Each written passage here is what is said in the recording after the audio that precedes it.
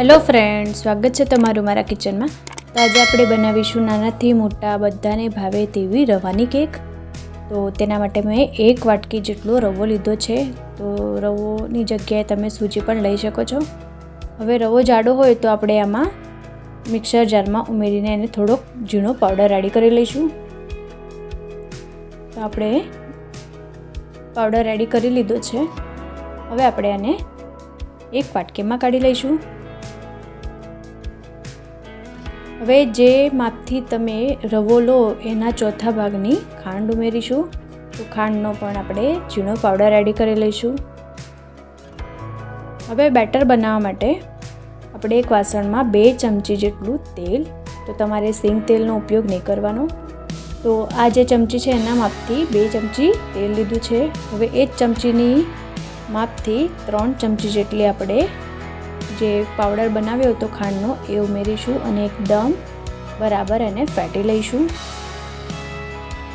હવે એ જ ચમચીના માપથી આપણે 2 ચમચી જેટલું દહીં, તો દહીં તમારે વધારે ખાટું નહીં લેવાનું અને એકદમ આવી રીતે ફેટીને એકદમ સ્મૂથ એવી પેસ્ટ રેડી કરી લેવાની।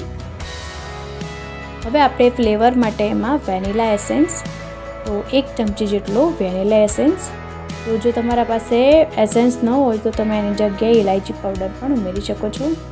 હવે આપણે આને બરાબર ફેટી લઈશું। હવે જે સૂજી આપણે ગ્રાઇન્ડ કરીને રાખી હતી એ આપણે થોડી થોડી ઉમેરતા જવાનું અને આવી રીતે મિક્સ કરતા જવાનું।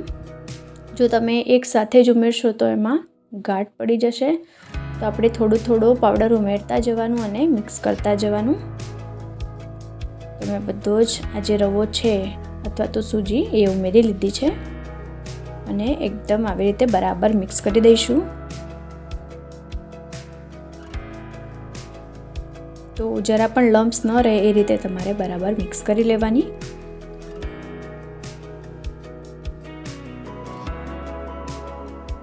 હવે આપણે આમાં દૂધ ઉમેરીશું। તો જે દૂધ છે એકદમ રૂમ ટેમ્પરેચર પર હોવું જોઈએ, વધારે ઠંડુ અથવા તો ગરમ નહીં લેવાનું।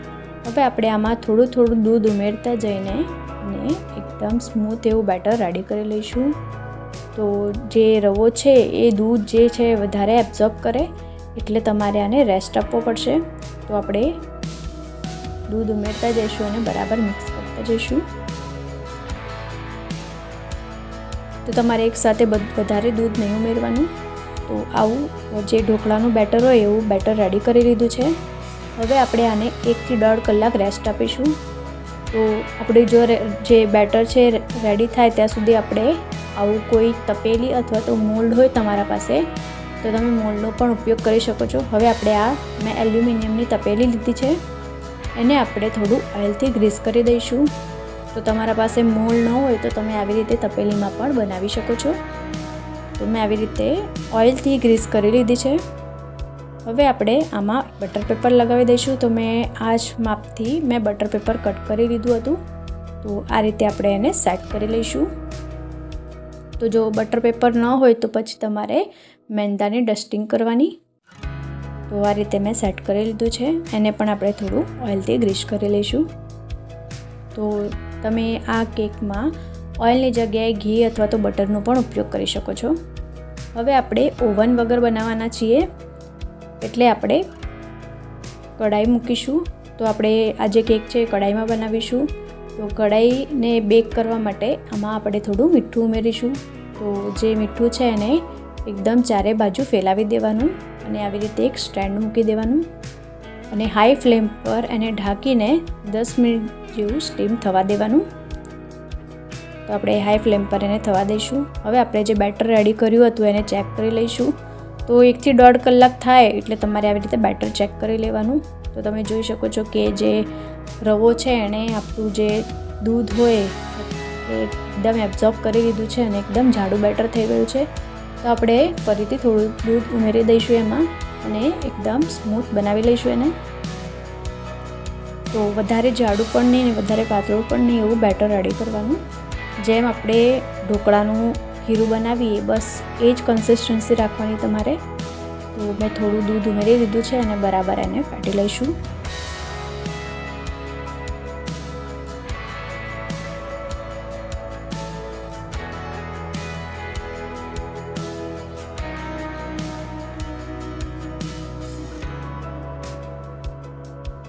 તો મને લગભગ પોણો કપ જેટલા દૂધની જરૂર પડી છે. તો 1 કપમાંથી જે ત્રીજો ભાગ છે એ વપરાયો છે. હવે આપણે આમાં બેકિંગ સોડા અને બેકિંગ પાવડર તો 1/4 ટીસ્પૂન જેટલા ઉમેરવાના. હવે આપણે થોડુંક 1 ચમચી જેટલું દૂધ એડ કરીને એને બરાબર મિક્સ કરી લઈશું. તો તમે બેકિંગ સોડા બેકિંગ પાવડર ઉમેરશો એટલે જે બેટર છે ફૂલી જશે. હવે 1 પિંચ જેટલું મીઠું ઉમેરવાનું એમાં અને બરાબર મિક્સ કરવાનું. હવે મેં આમાં તૂટી ફ્રૂટી ઉમેરી છે.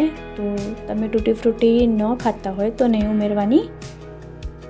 હવે આપણે તરત જ જે મોલ્ડ રેડી કર્યું હતું એમાં આપણે બધું બેટર ઉમેરી દઈશું. તો તરત જ તમારે આને મોલ્ડમાં કાઢી લેવાનું. હવે આપણે ઉપરથી થોડું તૂટી ફ્રૂટીથી ગાર્નિશ કરી દઈશું. તો એની જગ્યાએ તમે ડ્રાયફ્રૂટ પણ ઉમેરી શકો છો. તમારા પાસે જે પણ ડ્રાયફ્રૂટ અથવા જે પણ હોય એ તમે ઉમેરી શકો છો.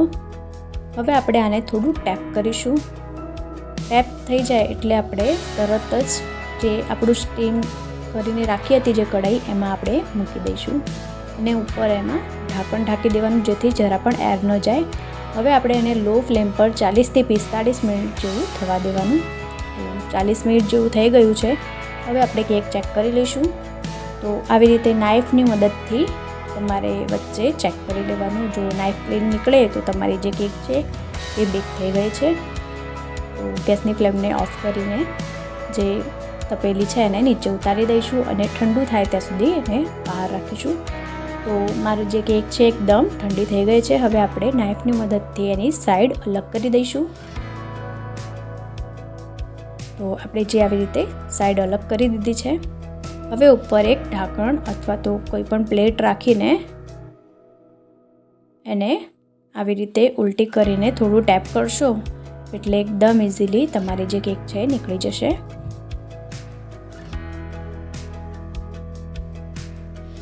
તો તમે જોઈ શકો છો કે આપણી કેક જે છે એ જરા પણ દાજી પણ નથી. હવે આપણે જે બટર પેપર છે એને અલગ કરી દઈશું.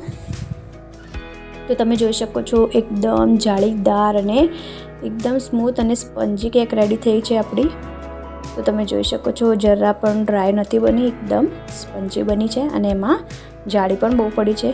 હું તમને કટ કરીને પણ બતાવીશ. તો તમે જોઈ શકો છો કે આપણી જે કેક છે એ અંદરથી પણ એકદમ જાળીદાર અને જરા પણ કાચી પણ નથી અને બરાબર બેક થઈ છે. તો આ રીતે સ્પંજી અને એકદમ હેલ્ધી કેક રેડી થઈ ગઈ છે.